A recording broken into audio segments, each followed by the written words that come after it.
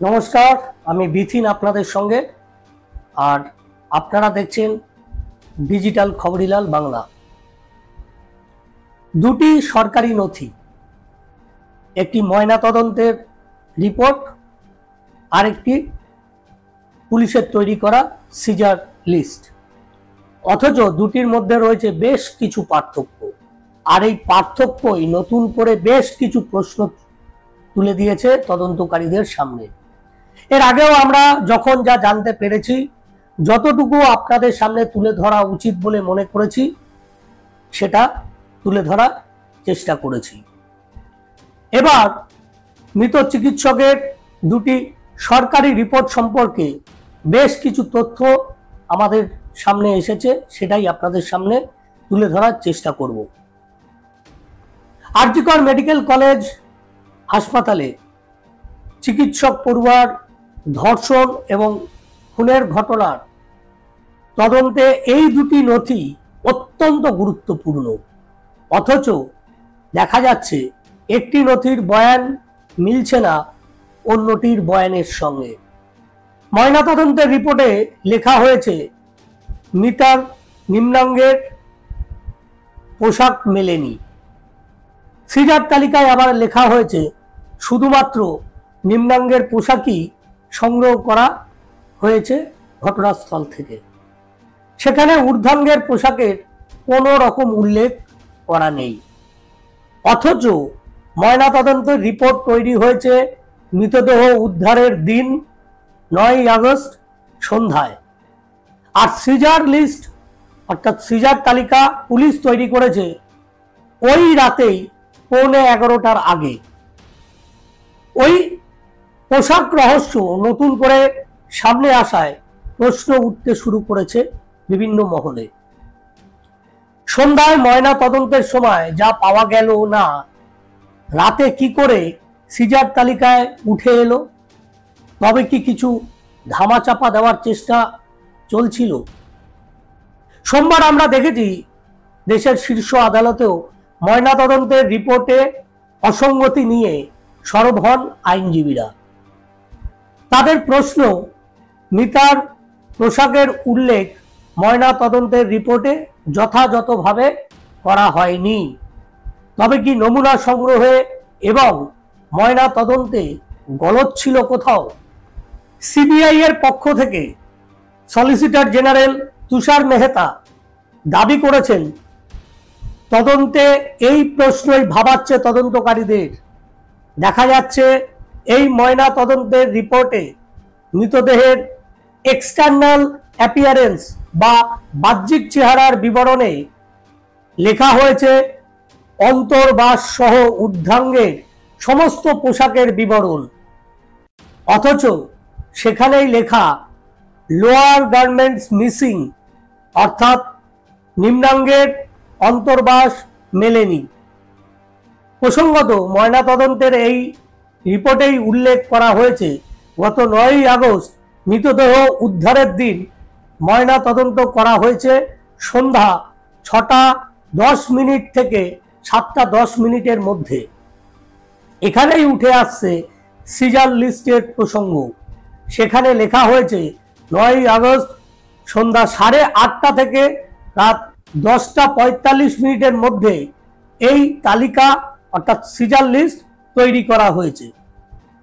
আর.জি. কর হাসপাতালের 4র্থ তলের এই সেমিনার রুম থেকে যা যা উদ্ধার হয়েছে তা লেখা হয়েছে পুলিশের তৈরি করা সিজার লিস্টে। তবে দেখা যাচ্ছে তালিকার 40টি সিজার আইটেমের কোনোটি মৃতদেহের ঊর্ধ্বাঙ্গের পোশাক নয়। শুধু 12 নম্বর সিজার আইটেমে লেখা রয়েছে নীল রঙের একটি জিন্স এবং নিম্নাঙ্গের অন্তর্বাস উদ্ধারের কথা। ময়না তদন্তকারী চিকিৎসকদের দাবি, পোশাকের পরীক্ষা ময়না তদন্তের অন্যতম একটি গুরুত্বপূর্ণ বিষয়।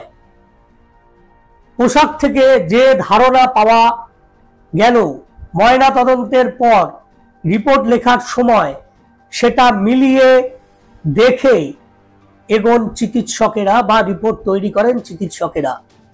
ধর্ষণের মতো ঘটনায় পোশাকের অবস্থা পরীক্ষা করা আরও একটি গুরুত্বপূর্ণ বিষয়। ময়নাতদন্তকারীদের সামনে অনেক নতুন সূত্র তুলে ধরতে পারে নিম্নাঙ্গের অন্তর্বাস। এক্ষেত্রে নিম্নাঙ্গের অন্তর্বাস ময়না তদন্তকারী চিকিৎসকদের কাছে অত্যন্ত গুরুত্বপূর্ণ, যা পায়নি বলেই ময়না তদন্তের রিপোর্টে উল্লেখ করেছেন ময়না তদন্তের চিকিৎসকেরা। নিম্নাঙ্গের আঘাত বা অন্য নানা গুরুত্বপূর্ণ তথ্যের স্পষ্ট উল্লেখ করা নেই তাদের রিপোর্টে। নিম্নাঙ্গের পোশাকে যে সেমিনাল ফ্লুইড পাওয়ার কথা সেটা না পেয়েই কি ধর্ষণের কথা সরাসরি রিপোর্টে উল্লেখ করতে পারেনি ময়না তদন্তের চিকিৎসকেরা? সূত্রের দাবি এই দিকটি আলাদা করে তদন্ত করে দেখছে তদন্তকারী সংস্থা সিবিআই। সুপ্রিম কোর্টের প্রধান বিচারপতিও সোমবার জানতে চান, কোনো দেহ ময়না তদন্তের জন্য পাঠানোর আগে যে চালান লেখা হয় পুলিশের পক্ষ থেকে সেটা এক্ষেত্রে হয়েছিল কি? প্রধান বিচারপতি মন্তব্য করেছেন, এই চালানেই মৃতার সমস্ত কিছুর বিবরণ থাকার কথা। তিনি কি পোশাক পরেছিলেন, তার কি কি অন্তর্বাস পাওয়া গিয়েছে এবং সেগুলির কি অবস্থা ছিল, সেই সমস্ত কিছু চালানে লেখা থাকার কথা। তবে রাজ্য সরকারের আইনজীবী বা সিবিআই এর আইনজীবীরা কোনো পক্ষই সেই চালানের কাগজ আদালতে দেখাতে পারেননি গত সোমবার।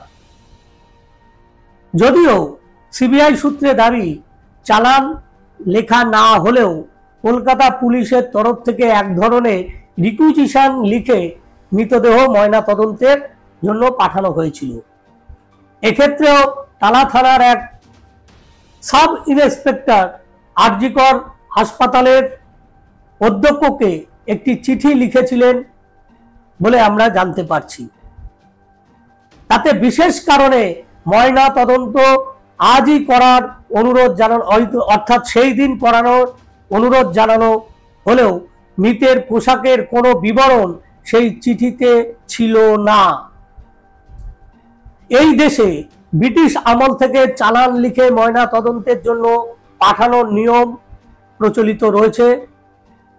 পরে 1973 সালে কোড অফ ক্রিমিনাল প্রসিডিওর এর 174 নম্বর ধারায় এ বিষয়ে স্পষ্ট নির্দেশ দেওয়া হয়েছে। পরিধানে কি কি পাওয়া গিয়েছে সব লিখে চিকিৎসকের কাছে পাঠানোর কথা পুলিশের। কিন্তু দেখা যাচ্ছে বহু ক্ষেত্রেই পুলিশ নিজের মতো করে নিয়ম তৈরি করে নিচ্ছে। এক্ষেত্রে আবার ময়না তদন্তকারী চিকিৎসক নিম্নাঙ্গের অন্তর্বাস পেলেন না, অথচ সিজার লিস্টে নিম্নাঙ্গের অন্তর্বাসের উল্লেখ করে বসে রয়েছে কলকাতা পুলিশ। গাফিলতির আর কোন কোন নিদর্শন দেখতে হবে আমাদের, তা এখনো আমরা জানি না। এই ধরনের অপদার্থতাকে কিভাবে বিচার করবেন এটা আপনারাই ভালো বুঝতে পারছেন এবং বলতে পারবেন। দুটো সরকারি তালিকা, দুটো সরকারি নথি, তার লিখিত বয়ান দুটো দুই রকম।